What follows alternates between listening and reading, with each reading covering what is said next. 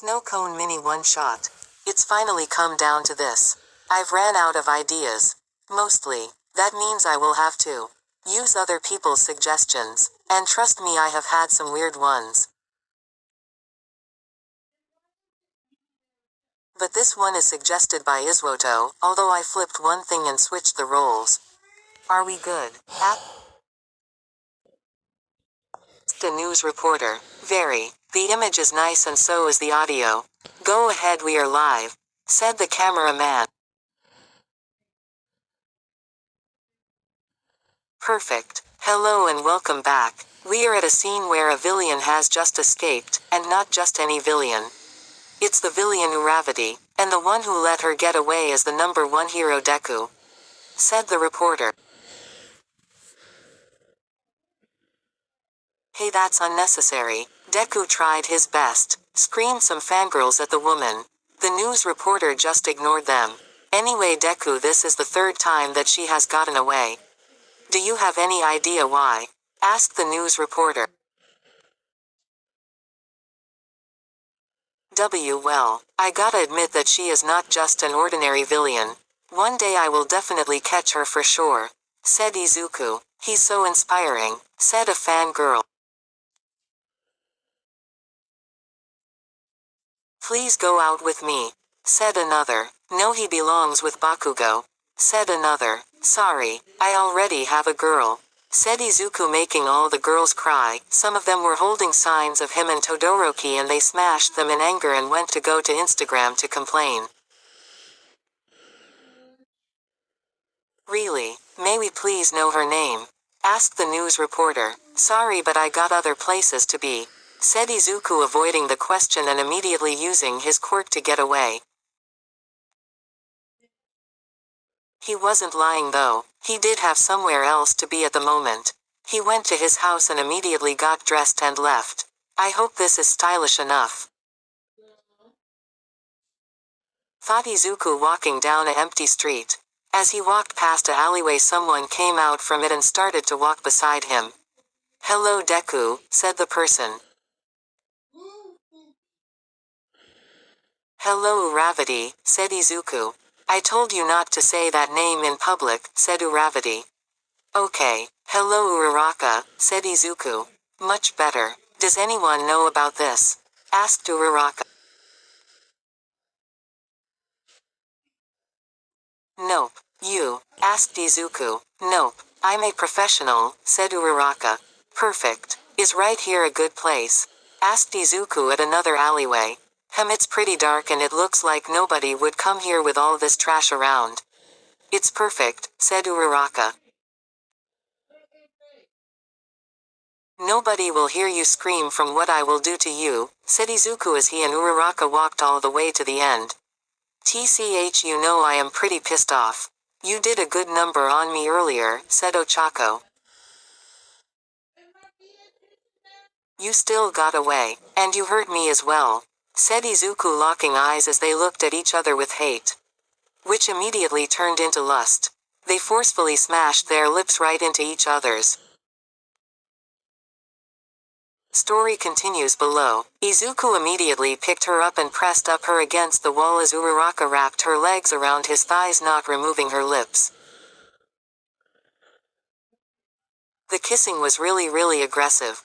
Their lips danced around one in another's mouth, and every time they stopped to catch their breath there was a string of saliva connected to each other's mouths.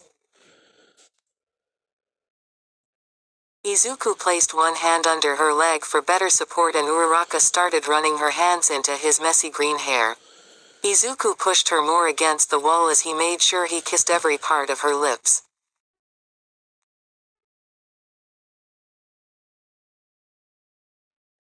Uraraka, after some more kissing, broke the kiss. Hey idiot, you got my lips bruised, said Uraraka, but not in an angry voice.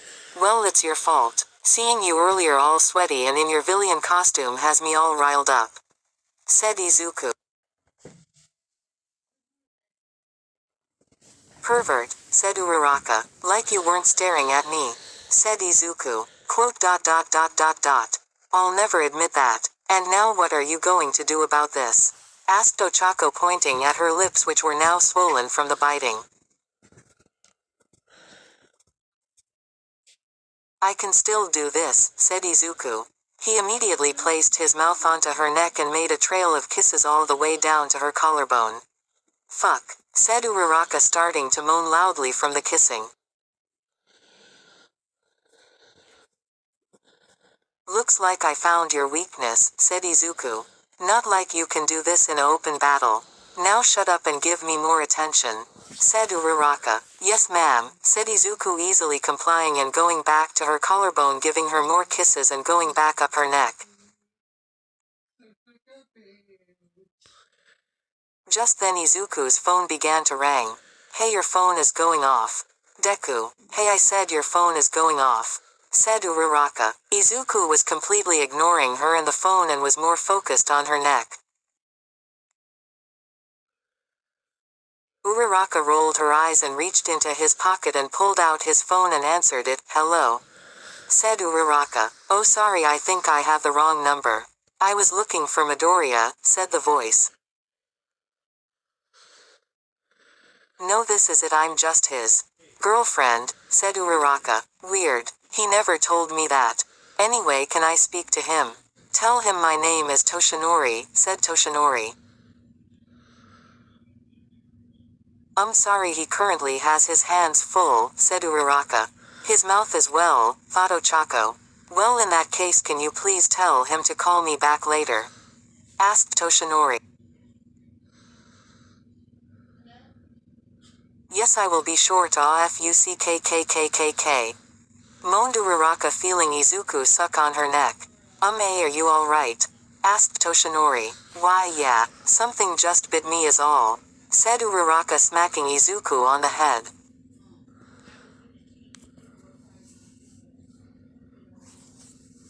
Oh okay, just please tell him to call me later, said Toshinori. Sure thing, said Uraraka. She slipped the phone back into his pocket after hanging up. Are you stupid? What the hell was that? We could have been in trouble, yelled Uraraka, pissed off. I was just playing, said Izuku. You better give me 2 rounds, said Uraraka. Jesus, sex all you're in this for? Asked Izuku. Nope, there is definitely much more than that, said Uraraka, with her hands running through his hair.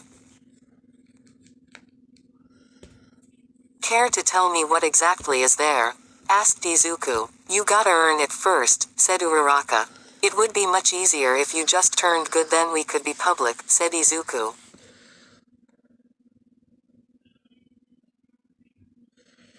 Funny, not a chance, said Uraraka. I'm serious, Ochako. I will have to take you down if you don't, said Izuku. First off, who gave you permission to use my first name? And second of all, you know full well that you could have today. But you love me too much to do that, said Ochako. Quote dot dot dot. I can't keep doing that. Just please be good and we can be happy together, pleaded Izuku. Ah fine, I'll think about it, said Ochako. Thank you, said Izuku. Now how about we start tearing clothes? Asked Ochako. Hey, these cost a lot, said Izuku as Ochako tore off his clothes. Quit whining. You were the #1 hero, so you were loaded, said Ochako.